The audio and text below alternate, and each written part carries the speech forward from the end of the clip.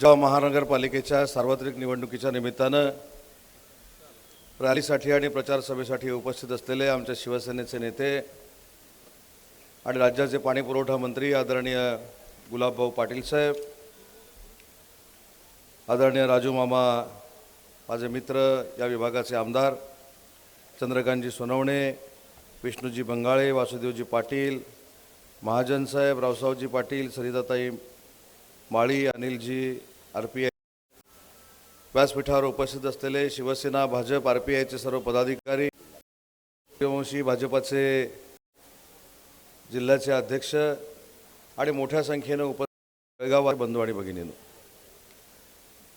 काही पदाधिकाऱ्यांची नावं घ्यायची राहिली त्याची मला पूर्ण कल्पना आहे, पण जर राग आला असेल तर माझ्यावर काढा, कुठच्या उमेदवारांवर काढू नका, कारण यायलाच उशीर झाला, त्यामुळे आता सगळ्यांची नावं घेत नाही.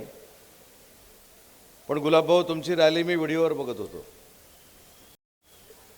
आणि ज्यावेळी रॅली व्हिडिओवर बघितली त्यावेळीच माझ्या लक्षात आलं की समोरच्यांचा सुपडा साफ झालेला आहे.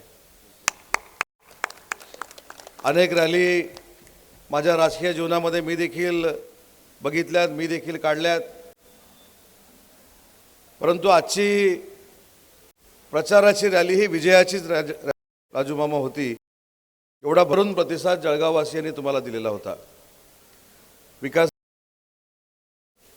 विकासाला न्याय देणं ही महायुती म्हणून देवेंद्रजींची आणि एकनाथ शिंदे साहेबांची जबाबदारी आहे, मंत्री म्हणून पाटील साहेबांची जबाबदारी आहे.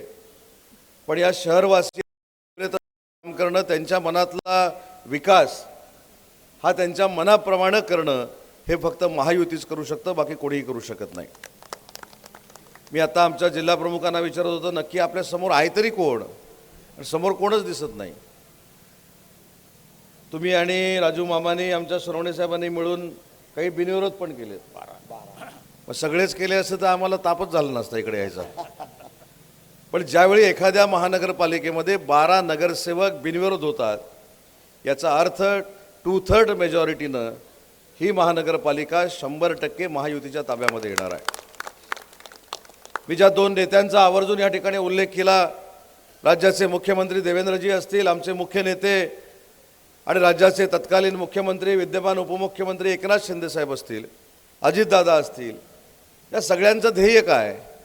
तर शहरांचा विकास झाला पाहिजे, नगरपालिकांचा विकास झाला पाहिजे, ग्रामपंचायतींचा विकास झाला पाहिजे. आणि तो विकास होत असताना तुम्हाला आवश्यक असलेला निधी हा मिळाला पाहिजे आणि तो निधी देण्याचा प्रयत्न देखील सरकार म्हणून आम्ही करतोय. आता गुलाबभाऊ सांगत होते की मी MIDC D+ केली, पण ही MIDC D+ करताना किती मला आनंद अडचणी या गुलाबभाऊने आणल्यात तुम्हाला माहिती नाही. दर कॅबिनेटला मी नंतर चेहरा लपवायचो, माझ्या बाजूला जे महाशय बसायचे आणि कॅबिनेट सुरू झाली राजू मामा की D+चं काय, D+चं काय, D+चं काय. शेवटी त्यांना एकदा सांगितलं, आता D+ तुमचं होणार आहे, जरा 3 महिने धीर धरा. 3 महिने शांत बसले, 90 दिवस शांत बसले आणि 90 दिवस पूर्ण झाल्यानंतर पुढच्या दिवशी मला फोन केला इकडनं, आता 90 दिवस झालेले आहेत, आता कुठचंही कारण चालणार नाही, पुढच्या 8 दिवसामध्ये माझं जळगाव जिल्हा, जळगाव शहर हे D+ झालं पाहिजे आणि त्यांच्याच मागणीप्रमाणे तुम्हाला न्याय देण्यासाठी इतिहासात पहिल्यांदा, म्हणजे आजपर्यंत MIDCनं कधीही A+, D+, B+, C+ हा क्रायटेरिया कधी बदलला नव्हता. हा फक्त महाराष्ट्रामध्ये कुठं बदलला गेला तर तो जळगावमध्ये बदलला गेला आणि त्याचं सगळं श्रेय जसं मुख्यमंत्र्यांना आहे, उपमुख्यमंत्र्यांना आहे, तसं पालकमंत्री गुलाबराव पाटील साहेबांना देखील आहे. त्याच्यामुळे तुमची कामं करणं, तुम्हाला न्याय देणं ही आमची जबाबदारी आहे. आजही सांगतो की राज्याचा उद्योगमंत्री म्हणून गुलाबराव पाटील साहेब असतील, माझे विधिमंडळातील सर्व सहकारी असतील, आपल्या सगळ्या पक्षांचे जिल्हाध्यक्ष असतील, यांना बरोबर घेऊन जळगावात येऊन मोठ्यात मोठे उद्योग जळगावमध्ये कसे येतील यासाठी भविष्याच्या कालावधीमध्ये नक्की आपण प्रयत्न करू. कारण शेवटी तरुणांना आणि तरुणींना स्वतःच्या पायावर जर उभं करायचं असेल तर फार मोठे उद्योजक या जिल्ह्यामध्ये आले पाहिजेत आणि ते आणण्याचा प्रयत्न राज्याचा उद्योगमंत्री म्हणून मी नक्की करणार आहे. समोर ज्यांची अजिबात चिंता करू नका. नगरपालिकेच्या निवडणुका झाल्या, आपण सगळ्यांनी बघितल्या. 287 ठिकाणी UBT लढली होती. किती? 287 ठिकाणी. तिथं 8 नगराध्यक्ष फक्त झाले. 8तले 3 आमच्याकडे आले, 5 शिल्लक राहिलेले आहेत.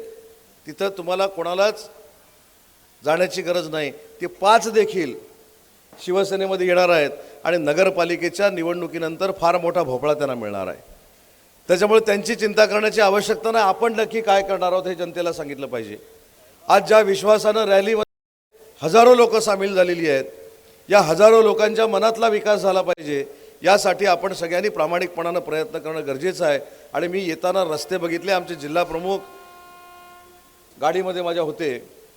अनेक वर्ष गुलाबबाऊंसाठी मी जळगावमध्ये येतो, ते मला बोलवतात, भरीत भाकरी खायला घालतात, परत पाठवून देतात, मामा पण डबा पण पाठवतात. पण त्यावेळी आल्यानंतर एअरपोर्टपासून इकडे आले की आपोआप भूक लागायची, एवढे खड्डे होते. आणि इथं जर भरीत भाकरी खाल्ली तर परत जाताना पण भूक लागायची, कारण खड्डे होते. पण आता जर बघितलं तर गुलाबभाऊ तुमच्या नेतृत्वाखाली ज्या पद्धतीनं या पूर्ण शहराचं काँक्रिटीकरण करण्याचा निर्णय तुम्ही घेतला आहे, त्याच्यामुळं कुठंतरी 2-4% जी कामं राहिलेली आहेत ती देखील भविष्यामध्ये ही महानगरपालिका आल्यानंतर पूर्ण होईल, हा विश्वास तुमचा एक सहकारी म्हणून या ठिकाणी व्यक्त करतो.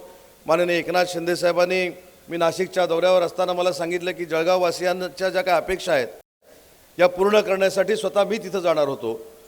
परंतु नवी मुंबईमध्ये रोड शोमध्ये उशीर झाल्यामुळं मला उद्योगमंत्री या नात्याने त्यांनी मला सांगितलं की जळगावमध्ये गेलं पाहिजे आणि जळगावच्या ज्या काही विकासाच्या संकल्पना आहेत, मग त्या नगरविकासाच्या असतील, गृहनिर्माणच्या असतील, MSRDCच्या असतील, माझ्या उद्योग विभागाच्या असतील, पाणी पुरवठ्याच्या विभागाच्या असतील, आरोग्य विभागाच्या असतील, आणि या सगळ्यांचे मुख्य म्हणून देवेंद्रजींच्या वतीनं देखील सांग की 100% जळगावचा 1 वर्षामध्ये विकास केल्याशिवाय आम्ही गप्प बसणार नाही. जे जे काय करायचे ते जळगाववासियांसाठी करू. आणि म्हणूनच मला आमच्या सगळ्यांच्या वतीनं आपल्याला विनंती करायची आहे की महायुतीच्या सगळ्या उमेदवारांना आपण विजयी करावं. ज्या ठिकाणी भाजपाचा उमेदवार आहे तिथे कमळासमोरचं बटन दाबावं, जिथे शिवसेनेचा उमेदवार आहे तिथे धनुष्यबाणासमोरचं बटन दाबावं, राष्ट्रवादी काँग्रेस पार्टीचा उमेदवार आहे तिथे घड्याळाचं बटन दाबावं. घड्याळ मी विसरूच शकत नाही, कारण पूर्वी तिकडेच होतो. ते घड्याळासमोरचं देखील बटन दाबावं. आणि RPIच्या देखील माझ्या सहकाऱ्यांना विनंती करतो की मनामध्ये कुठचाही किंतु परंतु न ठेवता आपण सगळ्यांनी एकत्रपणानं या सगळ्या उमेदवारांचा जर प्रचार केला तर एकही जागा समोरच्याची निवडून येणार नाही. एवढा विक्रमी निकाल या जळगाववासियांनी लावावा एवढीच विनंती करतो आणि थांबतो. जय हिंद, जय महाराष्ट्र.